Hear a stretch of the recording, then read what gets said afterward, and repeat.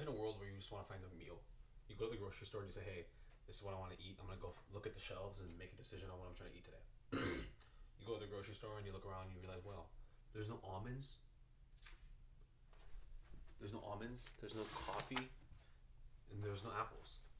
This is the reality that will definitely happen if we do not solve the problem with pollinators in our world. So basically, the way this works is the decreasing population of bees and pollinators have directly affected the agricultural supply and the overall the pollination of how things are moving right now. According to the Food and Agricultural Association, or the FAO, posted on June 7th, 2019, 75% of food relies on pollinators. So, today I'm here to argue that the bee crisis in Northern America is a very serious problem and is something that should be taken seriously, not later, but right now. This is something to act on right now. I'll get into the problem, cause, and the solution. The bee population is rapidly declining. According to the Xerces Society that posted on March 15, 2023, 25% of US native bees are at risk. Now what this really means is bees as a whole are really under a lot of duress. The way that things are moving right now, it is not a sustainable environment for bees to survive and thrive. So when we really break everything down, we need to understand the gist of what's actually happening. Native bees are more effective at pollinating native species of plants. So when native bees are suffering and undergoing a strenuation of environmental practices, it really does cause an overall estimation of how things are going to get more and more impacted for them. According to Source 3, Oregon State University posted on April 12, 2021, that the western bumblebee is decreased by 90%. Its population is decreased by 90%. And this really matters because native bees are better pollinators, like I previously mentioned. Imagine an area where you've lived your whole life. Are you going to know how to get around the roads better than in a new area? That's obviously true. So when you really analyze what's actually happening down and breaking down to its fundamental, you really will understand. Understand that native bees are better pollinators for their native species. According to the National Academic of Science, posted on May 28, 2016, native bees are the better pollinators. It's given. Let's understand why this is happening. So let's get into the cause. Honestly, there's multiple conflicting stressors. There's a lot of interminglation and overall estimation going on with bees and how it's really destroying our pollination systems. So bees as a whole have been undergoing a lot of stress. So there's multiple reasons this was what's happening.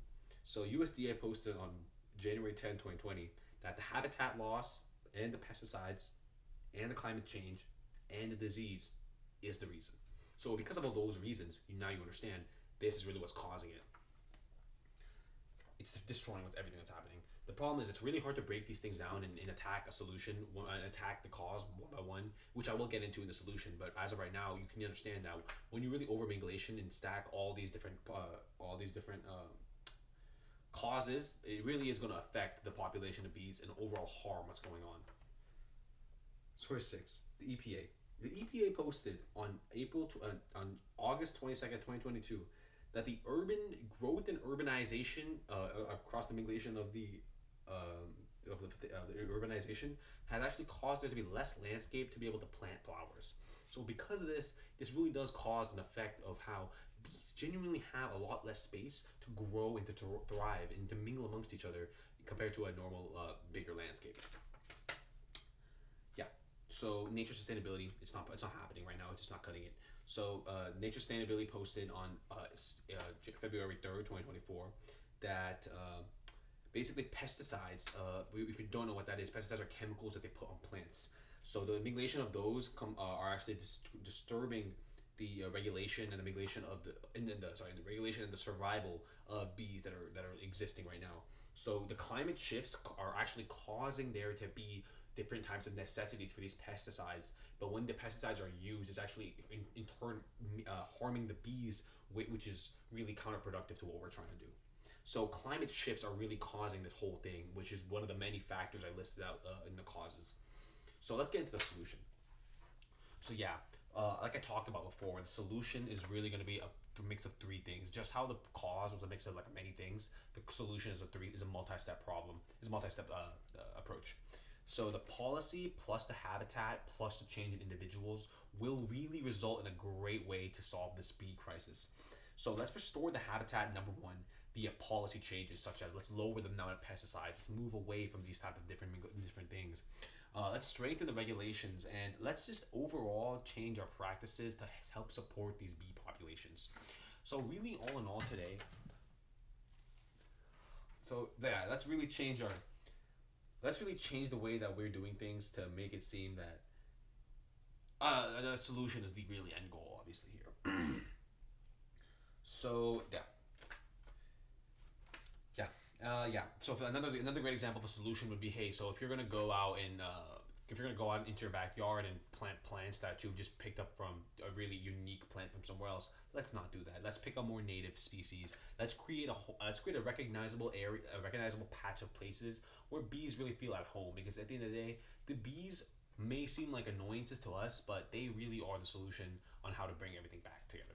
So I'm gonna go and recap everything. So at the beginning, I really talked about how we should imagine a grocery store that was empty and had nothing in it. Now, let's imagine that again. But imagine that full. Which one would you prefer? That's the real gist of what I'm trying to talk about. So an empty grocery store is obviously not going to be as appealing as a full grocery store stacked to the brim with all your favorite foods. So if we really want a grocery store stacked to the brim with all your favorite foods, you should probably be an advocate for supporting the bee population. I talked about the problem, which was the bee population declining at a heavy rate. I then got into the cause, which was a overlapping sort of thing that was going on right now, but we discussed it. And then we also talked about the solution, which for the solution was policy, people, individuals, change will happen eventually. So as long as we combine these practices and really follow them to a really strong, cordial amount, we will eventually get to the bottom of this.